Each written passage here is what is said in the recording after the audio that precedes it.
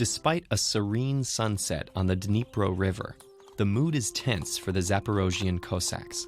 The year is 1676, and the Treaty of Zhuravno has officially ended hostilities between the Polish-Lithuanian Commonwealth and the Ottoman Empire.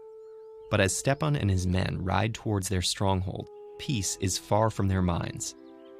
Having made their home in the wild fields north of the Black Sea, these Cossacks, derived from a Turkic word for free man, are renowned as one of Europe's most formidable military forces. Composed of hunters, fishermen, nomads, and outlaws, the Cossacks found freedom in these fertile, unclaimed lands. Yet this freedom has proven increasingly difficult to maintain. Their decades-long strategy of shifting alliances between Poland and Moscow has led to the partitioning of their lands, in a desperate bid to reclaim independence and reunite the fractured Cossack state. Their most recent leader, Hetman Petro Doroshenko, allied with the Ottoman Empire. This alliance successfully freed the Zaporozhian Cossacks in the west from Polish dominion, but their victory was a bitter one. Doroshenko's Ottoman allies ravaged the countryside, carrying off peasants into slavery. And outrage at allying with Muslims against fellow Christians cost him any remaining local support. Now, with Doroshenko deposed and exiled, the Cossacks are at odds, disagreeing on what their next move should be. Until then, Stepan must keep order. With his musket and curved saber, he cuts an imposing figure. He surveys his battalion of 180 men. Most are Orthodox Christians and speak a Slavic language that will become modern Ukrainian. But there are also Greeks, Tatars, and even some Mongolian Kalmyks, many with different opinions on recent events. Officially, all of Stepan's men have sworn to uphold the Cossack code by undergoing 7 years of military training and remaining unmarried. In practice, some are part-timers, holding more closely to their own traditions and maintaining families in nearby villages outside Cossack lands. Thankfully, the tenuous peace is not broken before they reach the Syk, the center of Cossack military life.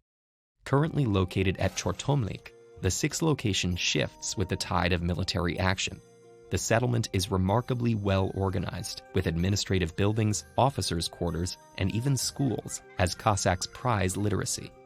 Stepan and his men make their way to the barracks where they live and train alongside several other battalions, or kurens, all of which make up a several hundred-man regiment.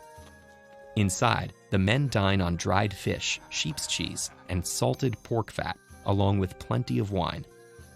Stepan instructs his friend Yuri to lighten the mood with his bandura, but before long, an argument has broken out. One of his men has raised a toast to Doroshenko. Stepan cuts him off. The room is silent until he raises his own toast to Ivan Sirko, the new hetman who favors an alliance with Moscow against the Turks. Stepan plans to support him, and he expects his men to do the same. Suddenly, one of Sirko's men rushes in, calling an emergency Rada, or General Council meeting. Stepan and the others make their way towards the church square, the center of Syk life.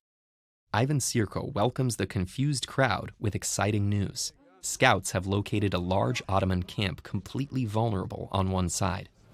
Sirko vows that tomorrow they will ride against their common enemy, defend the Cossacks' autonomy, and bring unity to the wild fields.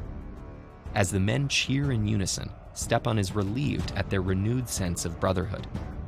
Over the next 200 years, these freedom fighters would take on many foes, and tragically, they would eventually become the oppressive hand of the Russian government they once opposed. But today, these 17th century Cossacks are remembered for their spirit of independence and defiance. As the Russian painter Ilya Repin once said, "No people in the world held freedom, equality, and fraternity so deeply."